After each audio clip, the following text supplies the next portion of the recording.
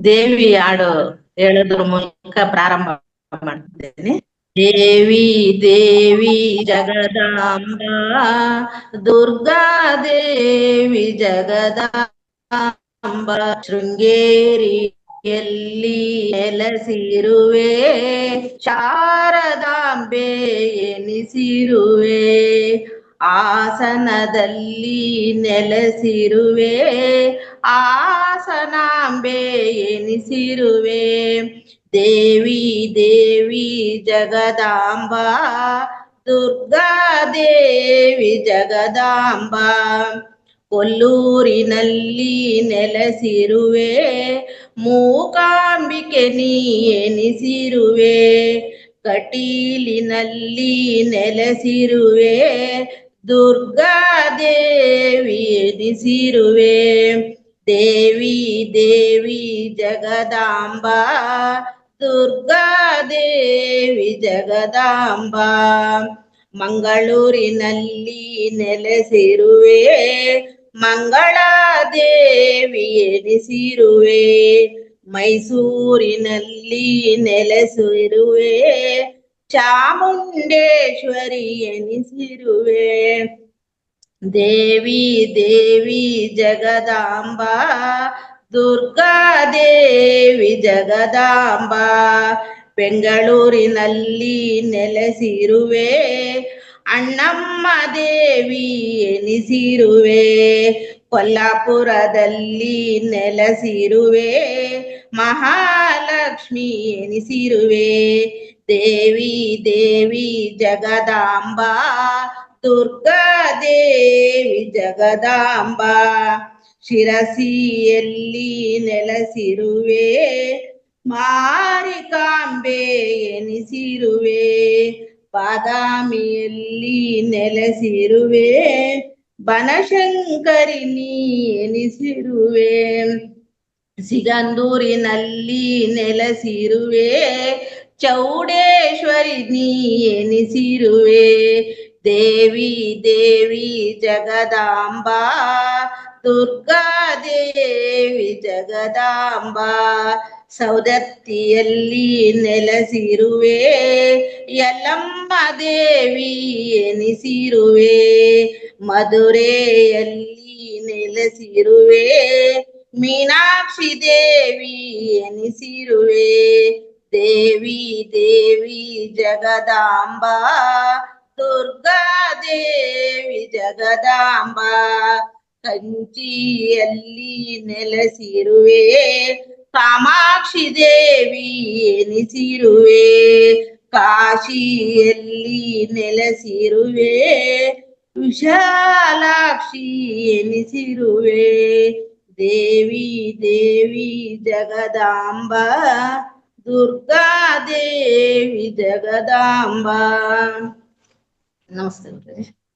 ಈ ದಿನ ದಸರಾ ಹಬ್ಬದ 3ನೇ ದಿನ, ಚಂದ್ರಘಂಟ. ಇದ್ರ ಬಗ್ಗೆ ಹೇಳೋದಕ್ಕೆ ನಾನು ಇಷ್ಟಪಡುತ್ತೇನೆ.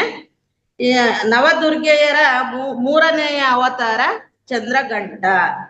ಅದರ ಅರ್ಥ, ಚಂದ್ರ ಅಂದರೆ ಸೌಂದರ್ಯ, ಗಂಟೆಯ ಘೋಷ. ಇವರು ಗಂಟೆಯ ಆಕಾರದ ಆಭರಣಗಳನ್ನು ಧರಿಸಿದ್ದು, 10 ಕೈಗಳನ್ನು ಹೊಂದಿದ್ದಾರೆ, ಸಿಂಹದ ಮೇಲೆ ಸವಾರಿ ಮಾಡುತ್ತಾರೆ. ಲಕ್ಷಣ: ಧೈರ್ಯ, ಶಕ್ತಿಶಾಲಿ ಯೋಧಿ. ಚಿತ್ರಣ: ಮಧ್ಯದಲ್ಲಿ ಚಂದ್ರ, ಕೈಯಲ್ಲಿ ಶಸ್ತ್ರಗಳು, ಯೋಧಿ ರೂಪ. ಪೂಜೆಯ ಮಹತ್ವ: ಶತ್ರು ವಿನಾಶ, ಧೈರ್ಯ ಮತ್ತು ಮನೋಬಲ ವೃದ್ಧಿ. ಈ ದಿನ ನಾವು ಪೂಜೆ ಮಾಡೋದ್ರಿಂದ ಶತ್ರು ವಿನಾಶ ಆಗುತ್ತದೆ, ಧೈರ್ಯ ಬರುತ್ತೆ ಮತ್ತು ಮನೋಬಲ ವೃದ್ಧಿಯಾಗುತ್ತದೆ. ಶಕ್ತಿ: ಆಶೀರ್ವಾದ, ಧೈರ್ಯ, ಶಕ್ತಿಯೊಂದಿಗೆ ಧರ್ಮ ರಕ್ಷಣೆ. ಸಾಧಕನ ಮನಸ್ಸಿನ ಮಣಿಪೂರಕ ಚಕ್ರ ಪ್ರವೇಶಿಸುತ್ತದೆ. ಸಾಧಕನ ಮನಸ್ಸು ಮಣಿಪುರ ಚಕ್ರ ಪ್ರವೇಶಿಸುತ್ತದೆ. ಚಂದ್ರಘಂಟ ದೇವಿಯ ಪೌರಾಣಿಕ ಕಥೆಯನ್ನು ತಿಳಿಯೋಣ. ತನ್ನ ಪ್ರಿಯ ಪತ್ನಿ ಸತಿಯ ನಿಧನದ ನಂತರ ಶಿವನು ವಿರಾಗಿಯಾಗಿ ಕಠಿಣ ತಪಸ್ಸಿನಲ್ಲಿ ಇರುತ್ತಾನೆ.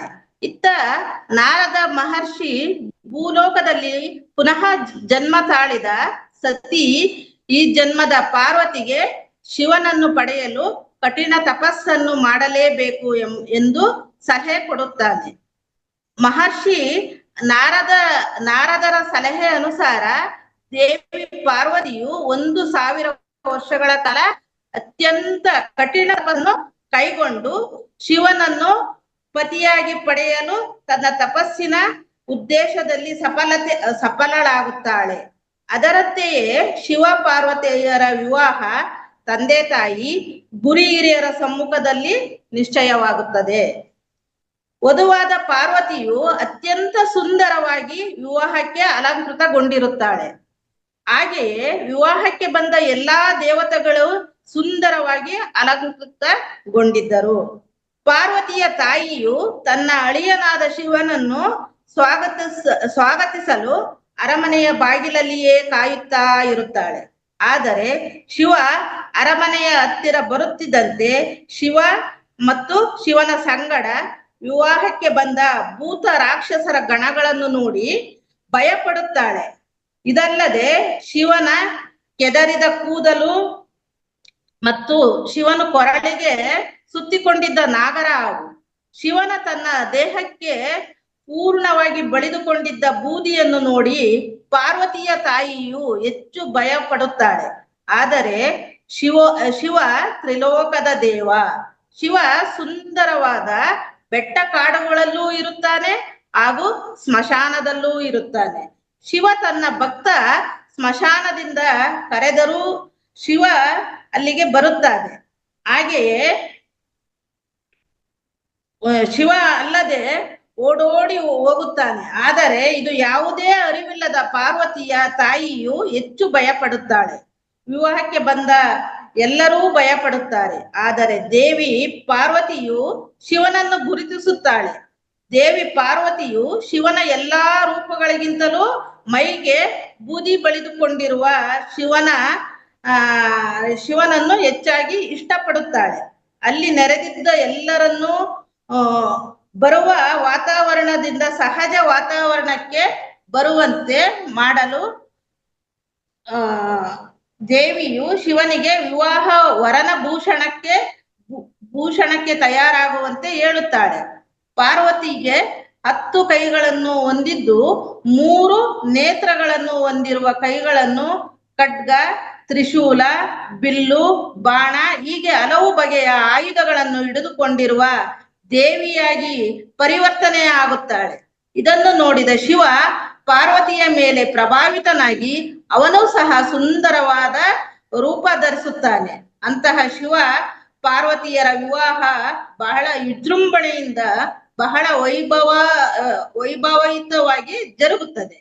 ಶಿವ ತನ್ನ ಮುಡಿಗೆ ಚಂದ್ರನನ್ನು ಧರಿಸಿರುತ್ತಾನೆ.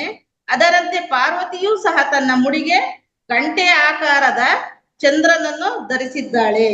ದೇವಿಯ ಈ ರೂಪವೇ ಚಂದ್ರಘಂಟ.